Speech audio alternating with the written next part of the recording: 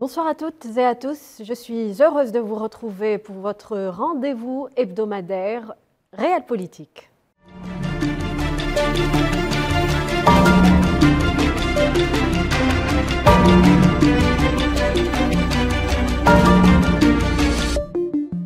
Professeur Mohamed Berkour, bonsoir. Bonsoir madame. Encore un thème intéressant à aborder ce soir, il s'agit de la géopolitique de l'extrémisme, un sujet très suivi par les analystes. Il est souvent au cœur de nombreuses études à travers le monde. On aimerait comprendre qu'est-ce que l'extrémisme et qu'est-ce qui le caractérise. En tout cas, l'extrémisme est un concept historique, donc qui va pratiquement de l'an 3 de l'ère grégorien avec les Zélos en Palestine, mais aussi qui a connu des mutations à travers l'histoire avec les assassins à l'ère de l'islam, mais aussi avec les anarchistes à l'ère des tsars en Russie, avec l'extrême gauche violente pendant les années 70, pendant la guerre froide, Baader-Meinhof en Allemagne, l'Action directe en France, les Brigades rouges en Italie. Mais on a vu cet extrémisme prendre des formes en s'internationalisant en tant que phénomène terroriste. L'extrémisme, ce n'est pas seulement des idées, des convictions issues de religion ou de dogmes, mais aussi à partir d'une certaine conception de la chose politique, l'instrumentalisation de composants identitaires, la religion, l'ethnie ou autre, mais aussi par rapport à une instrumentalisation dans des schémas concurrentiels à l'échelle régionale et internationale. Donc quand on parle de géopolitique de l'extrémisme, ce n'est pas seulement en se basant sur les origines ou par rapport aux identifiants, par rapport aux référents, mais surtout comment cet extrémisme est instrumentalisé par les puissances mondiales afin de déstabiliser des États, ou plutôt de créer de nouvelles reconfigurations des schémas géopolitiques, soit dans des aires régionales, même à l'international. Donc l'extrémisme a connu plusieurs évolutions à travers le temps, si je comprends bien, professeur. Absolument. Oui. L'extrémisme n'a pas de couleur, n'a pas de religion, n'a pas d'identité nationale, n'a pas d'identité ethnique. C'est un phénomène qui est récurrent par l'histoire, mais qui prend des formes totalement différentes. Avant-hier, il y avait un incident en Australie, dans l'État du Queensland, où deux policiers ont été assassinés par une famille de l'extrême droite australienne. Il y a de ça une semaine, on a vu la police allemande démanteler un réseau des amis du Reich, avec pratiquement un ensemble de 19 000 membres de ce groupe qui est à la fois un ensemble de suprémacistes blancs, mais aussi des convictions historiques refusant la situation géopolitique de l'Allemagne.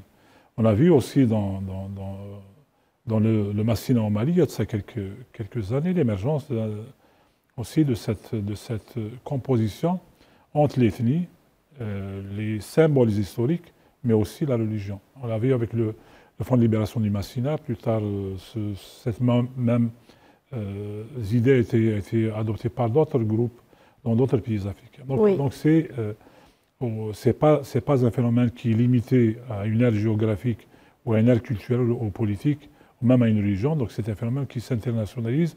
Aujourd'hui, ce qui change par rapport aux dons historiques, c'est que les extrémistes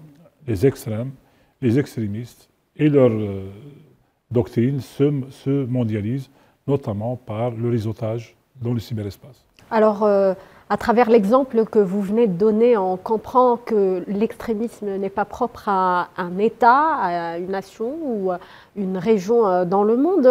Vous avez parlé d'un phénomène mondial. Comment il est devenu l'extrémisme est devenu un phénomène mondial, professeur? Il est devenu un phénomène mondial de par déjà la mondialisation, mais aussi les vecteurs de cette mondialisation. À lire, je ne cesse de donner ce livre parce qu'il est important pour comprendre la géopolitique du terrorisme, mais aussi il faut rappeler nos téléspectateurs que l'extrémisme constitue le socle normatif du terrorisme. C'est la matrice idéologique. Oui. Le livre de Peter Scott, un ancien des services de renseignement américain, La route vers le nouveau désordre mondial, il a parlé comment le terrorisme mondial a été créé par les services occidentaux en 1982 lors de l'occupation soviétique de l'Afghanistan, en utilisant les services pour le recrutement, des pays musulmans pour l'endoctrinement et le financement par justement ces pays, mais surtout par rapport au développement d'une entreprise terroriste. C'est par l'endoctrinement, donc la création de cette logique extrémiste au sein de cette frange d'extrémistes et puis les transformer en outils terroristes, ce qui a été fait avec Al-Qaïda. Oui. Il faut aussi lire le chapitre 2 du livre de Clinton, Hillary Clinton, il y a ça de pratiquement 6 ans, Oui. Hard Choices, les choix difficiles, où elle parlait essentiellement de cette participation tacite, entre guillemets, des États-Unis dans la création de Daesh. Il faut lire aussi, pour comprendre justement ce phénomène mondial, les 3 rapports du secrétaire général des Nations Unies, mai 2015, janvier 2022 et juillet 2022, par rapport à l'émergence de ce qu'on appelle le phénomène des combattants étrangers. Dans le cas de la Syrie, il y avait plus de 30 000 combattants étrangers qui étaient à l'origine extrémiste, endoctrinés dans ce cyberespace. Et qui sont devenus par la suite terroristes. 30 000 oui. de plus de 100 pays. Donc ce n'est pas dans ces 30 000. On en a vu par exemple le cas de plus de 250 Australiens qui ont participé dans cette guerre en Syrie et qui n'avaient rien à voir avec le conflit en Syrie. Donc, de l'Australie, ce n'est pas dans cette zone culturelle, géopolitique arabe et islamique, mais d'autres. Donc il faut dire qu'aujourd'hui, Madame Rim, il y a déjà, on voit 3 ensembles d'extrémistes qui font partie de ce spectre.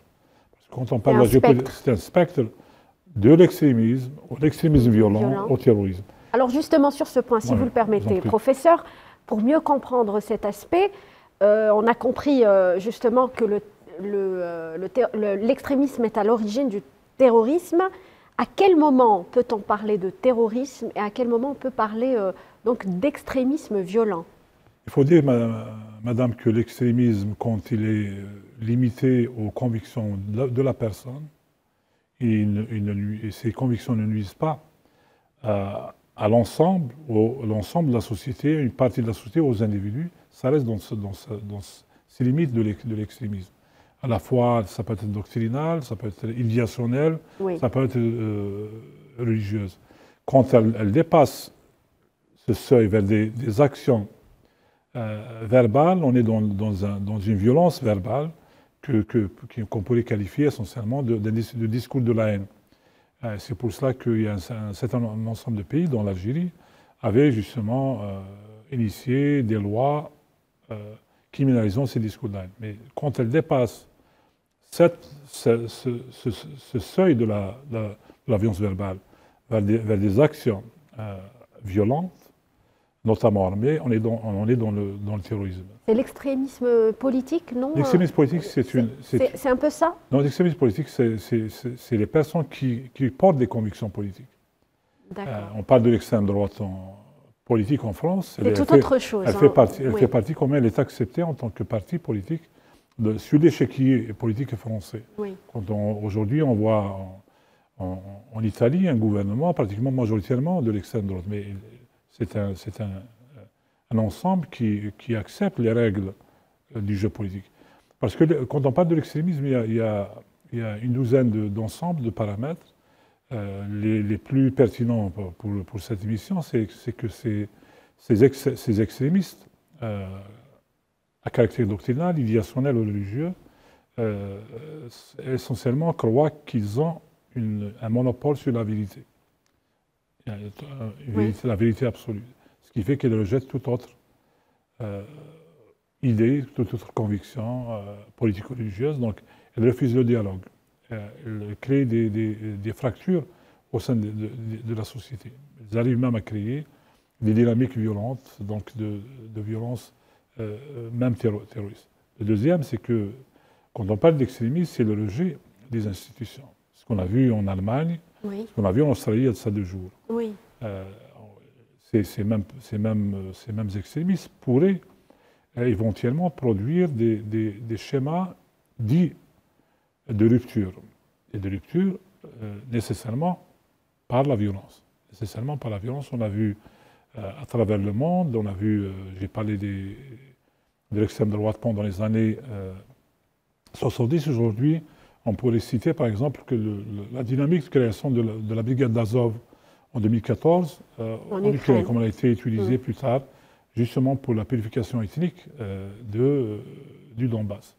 On pourrait aussi éventuellement parler aussi de ce qui s'est passé pendant les années 90 par des milices serbes, donc purification ethnique, qualifiée en tant que telle par les Nations Unies, contre soit des Croates ou même des Bosniaques en Bosnie-Herzégovine. Aujourd'hui, ce qui se passe, c'est qu'on est en train de voir une dynamique qui ferait émerger une nouvelle génération d'extrémistes qui sont essentiellement, premièrement, ils portent presque les mêmes convictions, la notion de suprématie, de race, de couleur, voire de religion. Oui. Mais aussi, le deuxième point, c'est que cette nouvelle génération est connectée.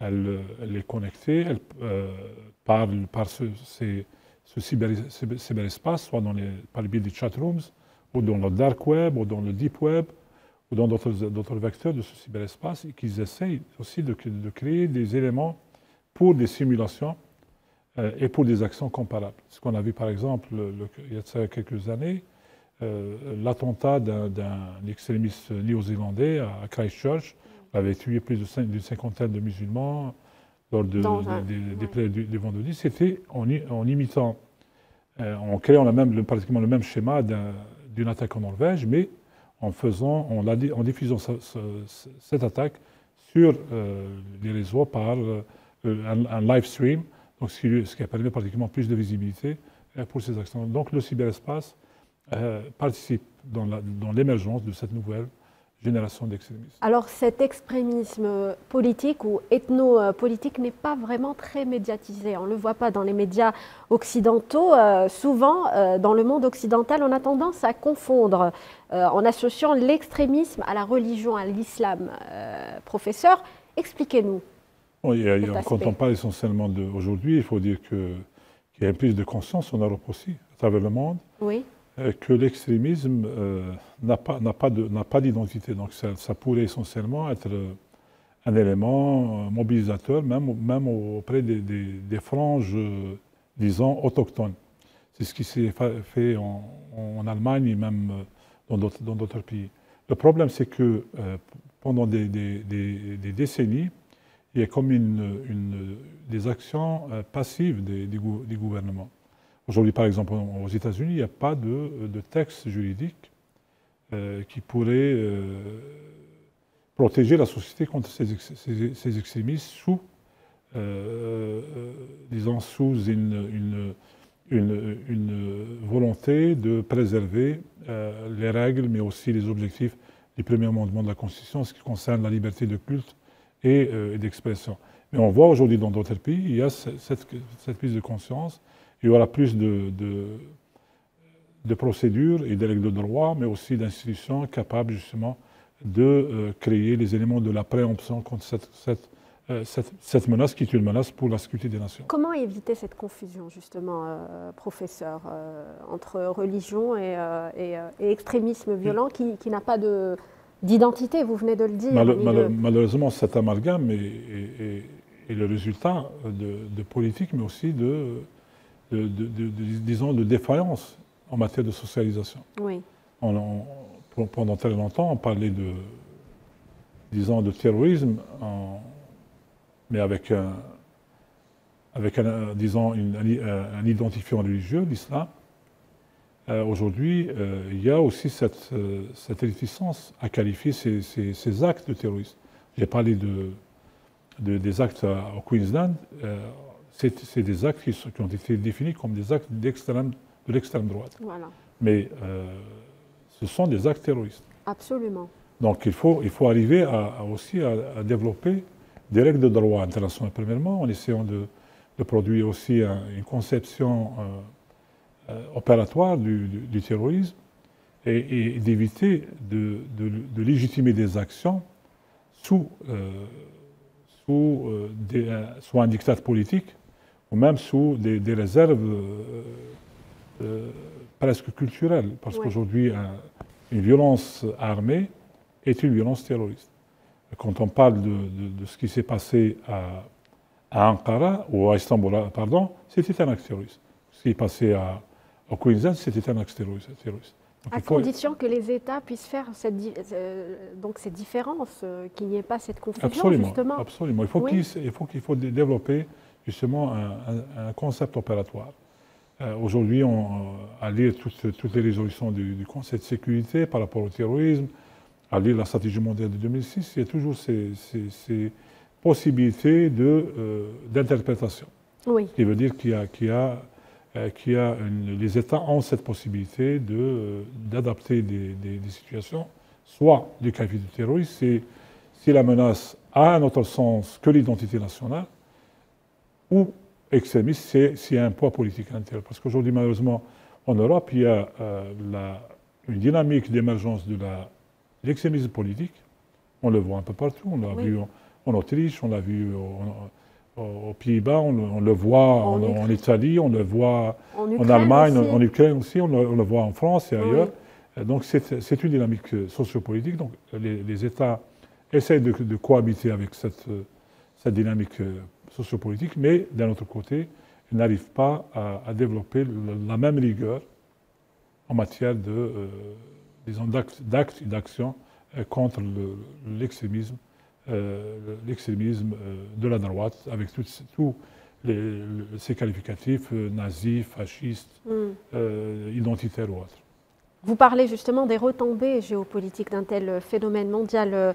Professeur, je souhaite justement revenir avec vous sur l'état des lieux du terrorisme actuellement, mondialement.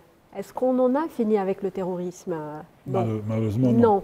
Non. Et en plus, avec cette nouvelle vague, il risque d'avoir d'autres situations. Aujourd'hui, il y a une publication qui est une publication référentielle, de référence, qu'on appelle en anglais Global Terrorism Index, l'index terrorisme mondial, publié en mars 2022, où il y a une carte de la violence terroriste. Malheureusement, les 48% de ces actes sont à la frontière. C'est le Mali, le Burkina, le Niger et le Tchad. 48% des actions, c'est presque la moitié. Mais on voit l'Afrique devenir le premier front mondial du terrorisme. Une analyse prospective nous annonce malheureusement d'autres scénarios de plus en plus alarmants. Avec aujourd'hui, sur le plan économique, on a 32 pays sur les 48 que compte le monde en tant que PMA, PMO avancés, sont en Afrique. On a 20 pays qui sont soit en situation de déchéance, de fragilité ou potentiellement de fragilisation. Ce qui veut dire que les risques d'émergence de nouveaux formes de terrorisme à l'intérieur de l'Afrique sont très élevés. Mais aujourd'hui, ce qu'on voit aussi, c'est premièrement multiplication d'acteurs terroristes. Par exemple, au Sahel, on a les trois grandes tendances. On a le Qaïda et ses filiales, on a l'État islamique et ses filiales, et puis le terrorisme communautaire qui commence à se proliférer à partir du centre du Mali vers le Burkina jusqu'à la baie de Guinée. Mais on voit aussi l'émergence de nouvelles poches du terrorisme. C'est le cas du Cabo Delgado, par exemple, au Mozambique, qui n'était pas vraiment, qui ne faisait pas partie de cette révolution de terrorisme, mais vu l'exploration puis la découverte de grands champs gaziers qui pourraient transformer ce pays en troisième pays exportateur de GNL.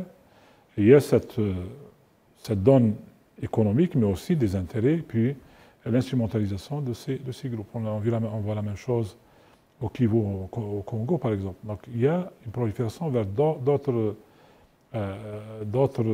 territoires qui n'étaient pas des territoires de prédilection de ces terroristes. Si vous permettez, chaque propagation de groupes terroristes est suivie par des intérêts derrière.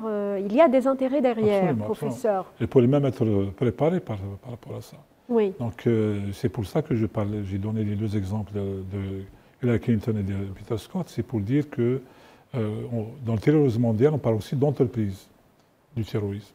Soit d'entreprises de terroristes qui sont liés, et sont certainement liés au crime organisé, c'est le cas du terrorisme au Sahel, c'est la route de la drogue, donc de la cocaïne, des ATS, mais aussi de l'opium à partir de l'Afghanistan. Cela nous rappelle un petit peu ce qui s'est passé en Syrie avec le groupe terroriste Daesh. Oui, absolument. Daesh, si vous voulez, non pas seulement un groupe terroriste, mais une organisation politique, qui avait même l'ambition de créer sa propre monnaie. Donc il y avait quand même un schéma de déstabilisation dans la durée. Mais aujourd'hui, on voit qu'avec Daesh, c'est la création d'éléments de déstabilisation durable de l'Irak et de la Syrie. Alors, en Syrie, il y a des territoires de ce pays qui sont occupés soit par la Turquie, soit par les États-Unis, où il y a une présence russe dans deux bases navales à Tartos, l'autre aérienne à Hamimi, mais aussi on voit cette facilité de l'antisionisme à commettre des crimes contre le peuple et l'État syrien. Oui. Donc il y a une fragilité qui a été causée par ce groupe. C'est la même chose, on l'a vu pendant les années 90, Madame Rim. La décennie noire, c'était une stratégie de déstabilisation de notre pays par le terrorisme. C'était une véritable stratégie. Parce que la doctrine n'était pas algérienne. Elle n'était pas algérienne. Oui. Il y avait un terrorisme avec un silence complice de l'Occident, même du monde arabe. Il y avait aussi, il faut le dire, les 800 à 1400 combattants terroristes étrangers qui sont revenus de l'Afghanistan à guérir d'une expertise en matière de guérilla, mais surtout d'utilisation d'explosifs. Donc c'était une stratégie de déstabilisation de pays. Heureusement qu'il y avait ces convictions républicaines partagées par les Algériens et l'Armée nationale populaire et les services de sécurité. On a vu que l'Algérie a pu à la fois défaire la stratégie, battre le terrorisme et déconstruire la matrice idéologique. C'est grâce à cet engagement républicain que notre pays a pu sortir de cette crise avec beaucoup d'engagement, mais aussi avec beaucoup de détermination à préserver et l'État et son système républicain. Cette pérennité ou cette prolifération donc, des groupes terroristes à travers le monde pose le problème du financement, professeur. Le financement de ces groupes terroristes qui leur permet justement d'être toujours actifs. Absolument. Il y a un financement de plusieurs sources. Un financement déjà par ceux qui le créent et le soutiennent. Deuxièmement, c'est par rapport à leurs actes engagés avec le crime organisé. Et troisièmement, on l'a vu dans notre région, par rapport au paiement des rançons. Oui. Pour le deuxième point, il y a lieu de dire que le terrorisme est lié à plusieurs types de criminalité, à la fois la vente illicite d'armes, c'est le cas au Sahel, qui est pratiquement le premier marché noir des armes, notamment après la crise en Libye.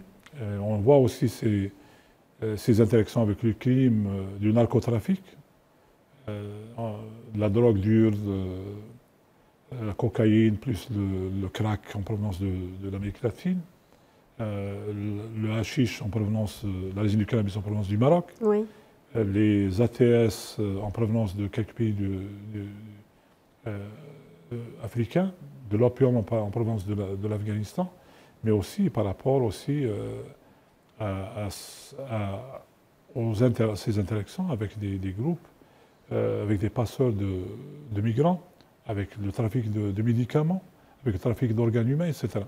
Et le troisième point, c'est le paiement des rançons. On nous rappelait, il y a de ça moins de 2 ans, la libération de 203 terroristes au Mali, oui. Avec un paiement de plusieurs dizaines de millions par la France. Donc, ce qui constitue un véritable financement. Ça encourage. C'est un financement direct. Oui. Et c'est pour ça que notre pays avait initié en 2009 un projet de résolution justement pour criminaliser le paiement des rançons, qui est devenu projet africain juillet 2009, puis résolution onusienne du Conseil de sécurité, la 1904 du 17 décembre 2009, malheureusement, qui ne criminalise pas, mais qui prohibite le paiement des rançons. Aujourd'hui, des pays continuent à payer ces rançons et à financer directement le terrorisme. L'autre point de financement, madame, justement, c'est par rapport disons, à la protection d'acteurs, soit légaux ou illégaux, qui ont des actions entrepreneuriales dans un certain nombre de pays. Alors pour conclure, professeur Mohamed Barkouk, face à la vulnérabilité du continent africain dont vous venez de parler, face à ce phénomène dangereux, quels sont les défis auxquels justement l'Afrique, si on devait prendre pour exemple l'Afrique, est confrontée? Comment venir à bout du terrorisme? Il serait difficile de venir à bout du terrorisme, oui. Disons, sur le court moyen terme. Parce que, comme je disais, il y a plusieurs problèmes structurants, pas structurants, structurants. Le premier ensemble de problèmes est lié aux crises de construction des États. Malheureusement, les États sont très fragiles, qui font face à soit des mouvements de rébellion, même des mouvements identitaires. Deuxièmement, c'est par rapport aussi au niveau de pauvreté qui avoisine les 40% de la population. Oui. Et troisièmement, c'est la démographie par rapport au développement, croissance démographique par rapport au développement, c'est la croissance démographique qui l'emporte, ce qui constitue aussi un élément générateur de menaces par rapport à l'avenir de ces jeunes, donc soit l'immigration, soit le crime, soit le terrorisme. Et le deuxième point, c'est par rapport aux projets internationaux dans notre région. Aujourd'hui, on voit une présence de 12 pays seulement au Sahel. Ils sont présents militairement, mais des États qui se projettent par le terrorisme. On voit aussi à l'avenir une compétition stratégique accrue entre les grandes puissances, donc avec plus de vulnérabilité, plus de fragilité et potentiellement avec deux dynamiques divergentes. La première dynamique, c'est plus de terrorisme là où les intérêts ne se convergent pas par rapport aux compétiteurs internationaux. Deuxièmement, c'est par rapport à l'extrême droite violente en Occident, notamment avec les 64 000 actifs en Ukraine. Donc les pronostics, c'est que le restant de ces 64 000 seraient soit réhabilités dans leur pays d'origine en Europe, soit ils deviennent acteurs dans leurs États, ou ils deviendraient ou mercenaires ou acteurs dans des compagnies privées de sécurité militaire, donc potentiellement des acteurs de déstabilisation. Il faut nous rappeler et rappeler nos téléspectateurs que la France de Gaulle avait son propre mercenariat.